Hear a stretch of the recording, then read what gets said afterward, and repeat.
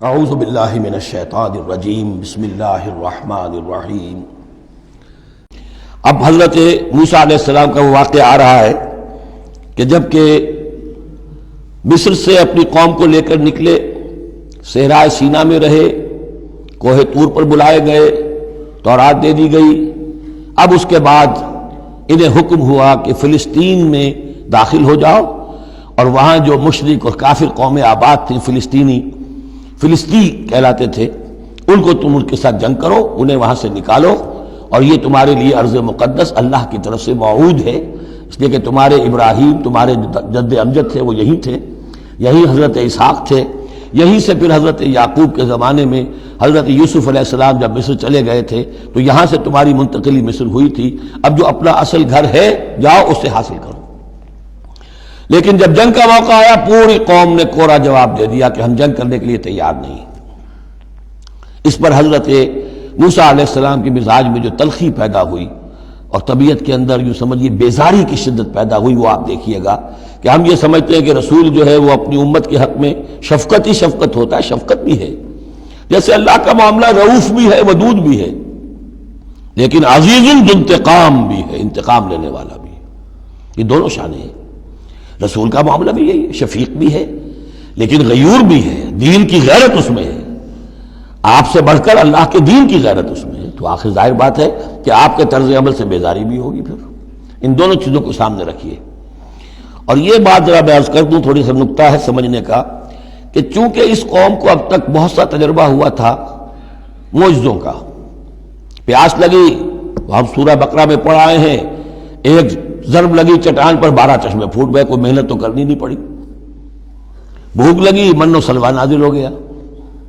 دھوپ لگی، سائبان جو ہے وہ ابر کا سائبان ساتھ ساتھ چل رہا ہے۔ سمندر راستے میں آیا، پھٹا، اس نے راستہ دے دیا۔ تو اس سے یہ بھی کہا جا سکتا ہے کہ اس لاڈ پیار کی وجہ سے بگڑ گئے تھے، اور یہی حکمت ہے کہ حضور کی پوری زندگی میں آپ کو اس طرح کا کوئی معجزہ نظر نہیں آتا۔ مسلمانوں، جو کرنا ہے اپنی جان دے کر، ایثار سے، قربانی سے، محنت سے، مشقت سے، بھوک جھیل کر، فاقے برداشت کر کے کرو۔ یہ بہت اہم نکتہ ہے، سمجھ لیجیے۔ یہ عادی ہو گئے تھے۔ وَإِذْ قَالَ مُوسَىٰ لِقَوْمِهِ يَا قَوْمِ اذْكُرُوا نِعْمَةَ اللَّهِ عَلَيْكُمْ إِذْ جَعَلَ فِيكُمْ أَنْبِيَاءَ وَجَعَلَكُمْ مُلُوكًا، اور یاد کرو جب کہ موسیٰ نے کہا اپنی قوم سے، میری قوم کے لوگوں، اور تورات سے معلوم ہوتا ہے، بک آف ایکسوڈس جو ہے 6 لاکھ کی نفری تھی ان کی جب یہ نکلے ہیں مصر سے۔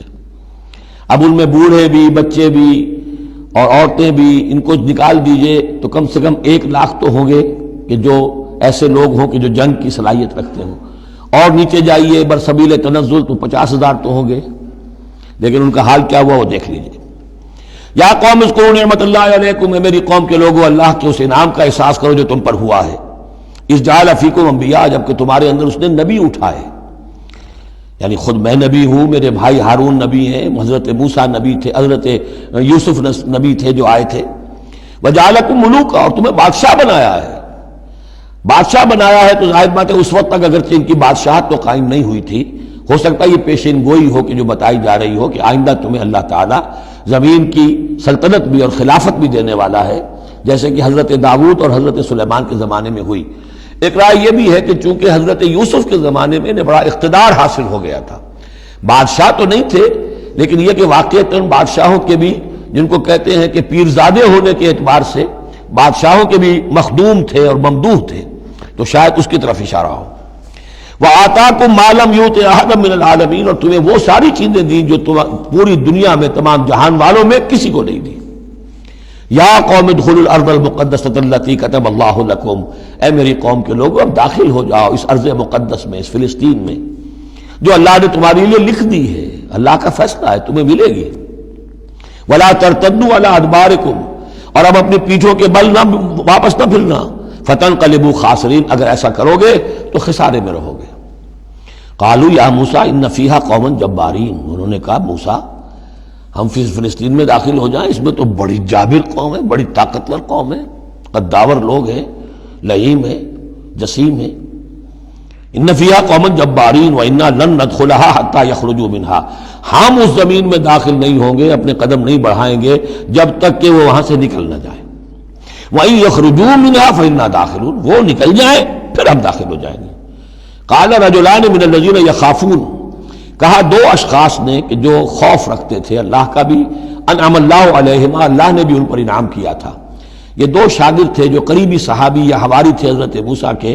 یوشع ابن نون تو وہ ہے کہ جو پھر ان کے بعد جانشین بھی ہوئے، اور گمان غالب یہی ہے کہ وہ نبی بھی تھے، اور دوسرے تھے کالب بن یفنہ۔ تو ان دونوں نے اپنے قوم کے لوگوں کو سمجھانا چاہا۔ قال رجلان من الذین یخافون انعم اللہ علیہما ادخلوا علیہم الباب، ہمت کرو دروازے میں ایک دفعہ گھسو تو صحیح۔ فاذا دخلتموہ فانکم غالبون، جب تم داخل ہو جاؤ گے تو غلبہ تمہیں مل جائے گا۔ وعلی اللہ فتوکلوا، اللہ پر توکل کرو، ان کنتم مؤمنین، اگر تم مومن ہو۔ قالوا یا موسیٰ انا لن ندخلها ابدا، انہوں نے کہا موسیٰ ہم تو کبھی بھی، یہ ترجمہ کبھی بھی اصل میں کیا گیا ہے اس مصحف میں بھی، لیکن یہ گرامر کے اندر عربی محاورے میں ابدا، ہرگز ہرگز، ہم ہرگز ہرگز داخل نہیں ہوں گے۔ یا موسیٰ لن ندخلها ابدا، ہم ہرگز داخل نہیں ہوں گے، ما داموا فیہا، جب تک کہ وہ اس میں موجود ہے۔ فاذهب انت وربک، جاؤ تم اور تمہارا رب، اور یہ میری طرف سے اضافہ کر لیجئے، ساتھ اپنی لٹھیاں بھی لے جاؤ، یہ تمہارا عصا جو ہے اتنے بڑے بڑے کارنامے دکھائے ہیں، یہ بھی ساتھ لے جاؤ۔ فَذَهَبْ أَنْتَ وَرَبُّكَ فَقَاتِلَا، اور جا کے قتال کرو، إِنَّا هَاهُنَا قَاعِدُونَ، ہم تو یہاں بیٹھے ہیں، زمین جنبت نہ جنبت گم رہو محمد، ہم تو یہاں ٹکے ہوئے، ہم نہیں ہلیں گے۔ قال رب، اب دیکھیے بیزاری، وہی حضرت موسیٰ سورہ قصص میں آپ واقعہ پڑھیں گے کہ قبطی جو تھا وہ مار رہا تھا ایک اسرائیلی کو، تو اس کی طرف سے پھر مدافعت کرتے ہوئے حضرت موسیٰ نے ایک مکہ رسید کیا اور اس قبطی کی جان نکال دی۔ فَوَقَدَهُ مُوسَىٰ فَقَضَىٰ عَلَيْهِ، اس وقت اتنی محبت اپنی قوم سے، اور اب کیا حال ہے؟ قال رب انی لا املک الا نفسی واخی، انہوں نے عرض کیا پروردگار مجھے تو اختیار نہیں ہے سوائے اپنی جان کے اور اپنے بھائی ہارون کی جان کے۔ فَافْرُقْ بَيْنَنَا، باقی یہ پوری قوم انکار کر رہی ہے تو اب تفریق کر دے، علیحدہ کر دے، جدائی ڈال دے ہمارے مابین، وَبَيْنَ الْقَوْمِ الْفَاسِقِينَ، اور ان ناہنجار لوگوں کے درمیان، میں اب ان کے ساتھ رہنا نہیں چاہتا۔ آج کی اصطلاح میں ہم کہہ سکتے ہیں میرا استعفیٰ قبول فرما لے، کہ میں اب ان کے ساتھ نہیں رہنا چاہتا، ان کی ناہنجاری، جو کچھ انہوں نے دیکھا ہے، میرے ہاتھوں سے جو معجزے دیکھے ہیں، میرے اور ان کے درمیان اب تفرقہ پیدا کر دے۔ اللہ نے یہ درخواست قبول نہیں کی، لیکن یہ کہ تذکرہ بھی نہیں کیا۔ قال فإنها محرمۃ علیہم 40 سنۃ، نہیں، ہم جو سزا انہیں دے رہے ہیں وہ یہ ہے کہ اب یہ ارض مقدس، اگر یہ بزدلی نہ دکھاتے ابھی ہم انہیں دے دیتے، اب انہوں نے بزدلی دکھائی ہے تو اب یہ ان پر حرام رہے گی 40 برس تک۔ یتیہون فی الارض، اسی صحرا میں، اسی صحرائے سینا میں، سینائی پیننسولا، یہ بھٹکتے پھریں گے۔ فلا تأس علی القوم الفاسقین، تو اب آپ اس فاسق لوگوں کے بارے میں اب آپ افسوس نہ کریں، اپنے دل کے اندر رنج نہ لیں اب جو کچھ ان پر بیتے گی، لیکن بہرحال آپ ان کی طرف رسول بنا کر بھیجے گئے ہیں، جب تک زندگی ہے آپ کو ان کے ساتھ رہنا ہے۔